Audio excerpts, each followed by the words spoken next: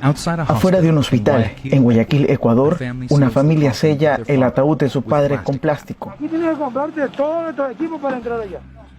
¿Con qué resultado? ¿COVID positivo o no? Insuficiencia pulmonar. A todo el mundo le ponen lo mismo. Le ponen insuficiencia. ¿Sabe para qué? Para que digan que hay pocas muertes de COVID. Muchas personas en Guayaquil culpan al gobierno por su incapacidad para disminuir la propagación del coronavirus y lidiar con los miles de cadáveres que se han acumulado.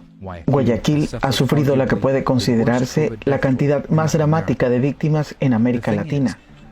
Pero Ecuador había actuado antes que sus vecinos y ordenó el cierre de fronteras y una estricta cuarentena. ¿Qué salió mal? Que el Ecuador se infectó cuando vino la primera contagiada. Tenemos más de 3 días llamando a esa verga.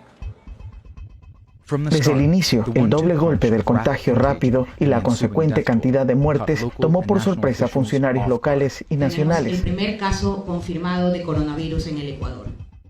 El 27 de febrero, médicos de Guayaquil diagnosticaron a la primera paciente con COVID-19, Bella Lamilla, una profesora jubilada de 71 años, también conocida como la paciente cero. Ella vivía en España y llegó por el aeropuerto de Guayaquil y fue en carro hasta su ciudad natal. El doctor Esteban Ortiz Prado es un investigador médico que ayuda a asesorar al gobierno en la pandemia. Y en su ciudad visitó a todos sus parientes, volvió a Guayaquil y recibió atención médica en Guayaquil, en una clínica privada.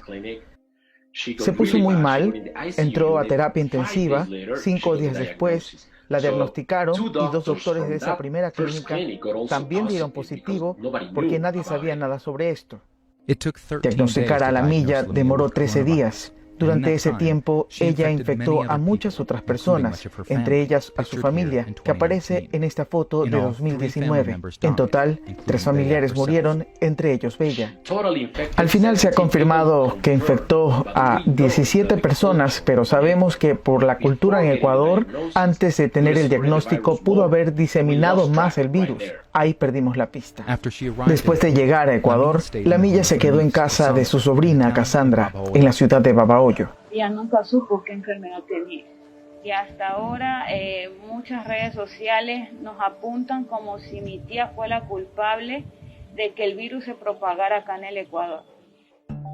Bella Lamilla sin duda no fue el único caso. Hubo al menos otros 6 vuelos que llegaron de Madrid a Guayaquil. Desde que ella volvió hasta que la diagnosticaron, otros viajeros dieron positivo a COVID-19 más tarde. Ella nos contaba que en el avión ella le había dado fiebre y que mucha gente venía tosiendo en el avión. Una vez de que ella ya llega al aeropuerto, no existieron por ningún lado los protocolos. Y ese fue el primer problema. No le dimos un buen seguimiento a la entrada de la gente por el aeropuerto. Entonces, las 2 primeras semanas, la mayoría de pacientes llegó del aeropuerto. Esas semanas perdidas llevaron a una epidemia fuera de control. 2 semanas y media después del diagnóstico a Bella Lamilla, el país estaba en cuarentena. 2 semanas más tarde, Guayaquil atravesaba el brote más agresivo de América Latina. Es verdad que al principio fue un desastre. Estamos aprendiendo por los errores que cometimos. Este es el doctor Juan Carlos Ceballos. Fue nombrado ministro de Salud en Ecuador a finales de marzo, luego de que la anterior ministra renunció.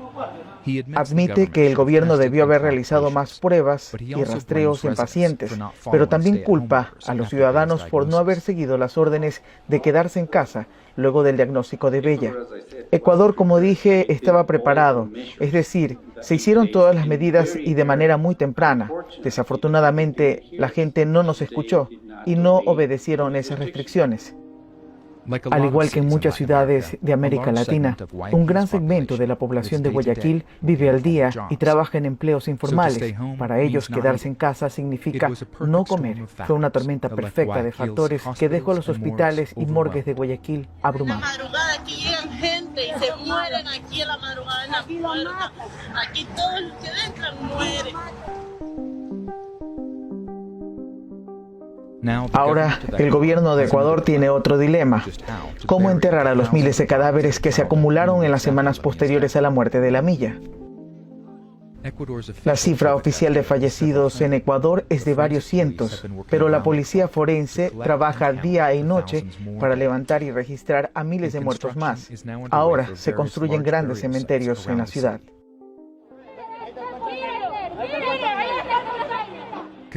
Los camiones como este transportan cuerpos a uno de los nuevos sitios de entierro en la periferia de Guayaquil, en el barrio de Pascuales. Los vecinos, temerosos de contaminarse, están indignados. Que los demás países, que las demás personas, que las otras ciudades se enteren lo que está pasando en realidad aquí en Guayaquil, aquí en Pascuales.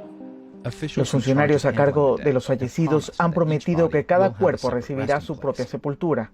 Intentamos filmar el nuevo sitio de sepultura con un dron, pero los soldados ecuatorianos ordenaron a nuestro equipo que lo bajaran y confiscaron temporalmente nuestras imágenes. Un defensor de derechos humanos documentó el incidente. Vecinos han denunciado el ingreso de tráiler al menos 3 veces al día con containers llenos de cadáveres supuestamente a este cementerio donde habría una fosa común. Desde el primer diagnóstico de coronavirus, la desconfianza en el gobierno sobre el manejo de esta crisis parece haberse extendido tan rápido como el contagio en sí.